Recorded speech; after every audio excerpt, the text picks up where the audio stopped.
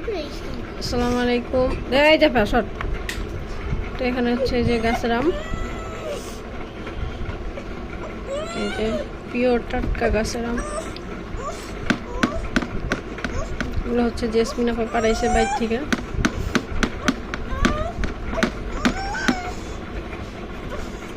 এগুলো দিয়ে এখন দেখি কি বানানো যায়।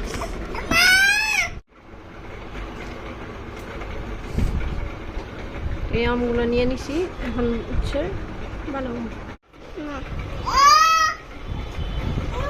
তো আমি এখন আমগুলো শিল্লা নিতেছি, দেখেন একদম কিন্তু আটিসার আম, দেশের আম, শিল যে পড়ছে এই যে শিলের আটিগুলো সাবাই নিতেছি এরকম করে।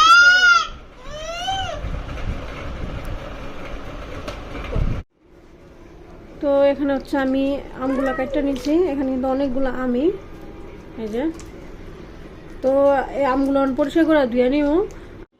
যতগুলো আম নিব ততগুলো ঠিক নিব, পানি নিব। তো আপনাদের ধুয়ে এখন দেখাইতেছি, বাকিটা পরে দেখাবো। তো আমি এখানে এই যে সিদ্ধ দিয়ে দিয়েছিলাম, এই যে আমরা কিন্তু একদম সিদ্ধ হয়ে গেছে। তো এটা দিয়ে হচ্ছে আমি এখানে 2 পদের রেসিপি বানাবো। তো একটা আগে রেডি করে নিই। তো আমার আমরা সিদ্ধ হয়ে গেছে, এখন আমি হচ্ছে পানিটা আলাদা করে এলাম। হ্যাঁ, পানিটা এটা সেকালাম, সেকার পরে দেয়। তো এখানে হচ্ছে আমি এটা সেকা নিয়েছি, এই যে আমগুলা, বাহ অনেক ভার পানি পড়তেছে, এই যে অনেকগুলা কিন্তু হয়েছে, দেখছেন। তো এখানে যদি আমার এনে 2 মগ হয় পানি, তো আমার কিন্তু এখানে 4 মগ চিনি দিতে হইব, ঠিক আছে।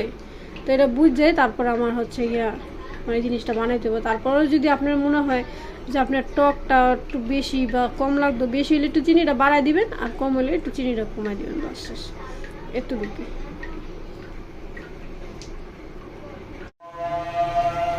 তো আমি এখানে হচ্ছে যেহেতু 2 কাপের উপরে দিব, এখানে আমি এরকম করে চিনি দিয়ে নেবো। এখানে কিন্তু চিনি আর লবণটা ছাড়া আমি কিছুই অ্যাড করি না, আমি চিনিটা দিয়ে নেব। তো এখানে হচ্ছে আমি এই যে চিনিটা দিয়ে দিছি, চিনিটা দেওয়ার পর আমার কিন্তু এরকম একটা কালার আসছে, কলকাশা অবস্থা। তো এটা হচ্ছে আরো শুকাইবো, অনেকটা শুকাবো। আর দেখবেন নিচে আছে চারিখানে তো না লাগে, তো না লাগিয়ে যায় এরকম করে রাখতে, লাড়া একটু পরপর দিলেও সমস্যা নেই। আসসালামু আলাইকুম, নতুন একটা ব্লগে আপনাকে স্বাগতম। হচ্ছে আমি আম সত্তা বানাইতেছি। আমরা আগে আমি সিদ্ধ দিয়ে নিছি, কোনো লবণ টবণ কিছু দিই নেই। তো এখানে হচ্ছে আমরা এখন আমি গালায় নিতেছি, যাতে যেগুলো যাতে না থাকে। খুব সহজভাবে আম সত্তা বানাইতেছি। তো আমি হচ্ছে যে সাবাগুলো ফালাই নিছি, এই যে সাবাগুলো সেকে এতটুকু হয়েছে, আর এই যে এখানে এতটুকু। তো এগুলো হচ্ছে সাবাটি ফালাই দিব, আর এগুলো দিয়ে হচ্ছে আমি করবো, আম সত্তা বানাবো। তো দেখতে থাকেন ভিডিওটা। তো আমি এখানে হচ্ছে একটু সিরকা দিয়ে দিলাম, এই যে বাস এতটুকু সিরকাই চলবো, আর লাগবো না। এখন যদি আপনি এটা কালার করতে চান তাহলে একটু ফুড কালার মিশিয়ে পারেন, ঠিক আছে। কারণ আমার লবণ চিনি সবই ঠিক আছে। তো এখন হচ্ছে আমি একটু ফুড কালার দিয়ে দিই। তো এই যে এখানে আমি একটু ফুড কালার দিয়ে দিতেছি, ঠিক আছে। বেশি দিলে এরপর একটু বেশি কালার হয়ে যাবে, তো আপনার যেরকম কালার করার ইচ্ছা ওরকম দিন।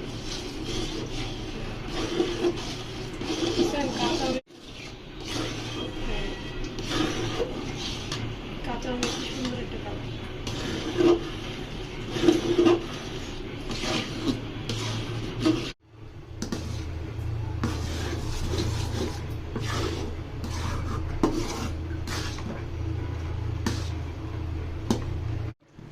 তো আমার এটা কিন্তু এখন হয়ে গেছে গা, এই যে এটা কিন্তু অনেকটা ঘন হয়ে গেছে। এই যে চারি কিনার দেয়, যে দেখেন এটা কিন্তু লেগে যেতেছে, চারি কিনার দেখুন ঘন ঘন হয়ে আইতেছে, এই যে। তো এটা যদি এখন আপনি কিভাবে হয়েছে এটা বুঝবেন আপনি, এই যে এই যে রশ্মি পাকে আছে, দেখছেন। বাস এখন আমি হচ্ছে এটা নামাই এলাম।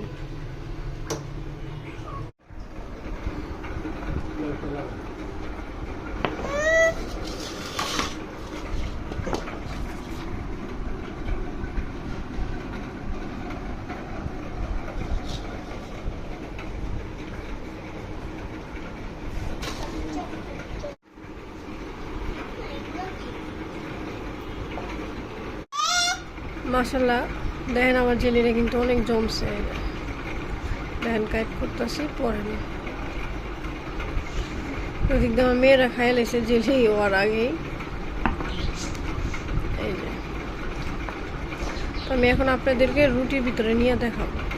কালারটা কিন্তু অনেক সুন্দর আসছে কাঁচা আমের।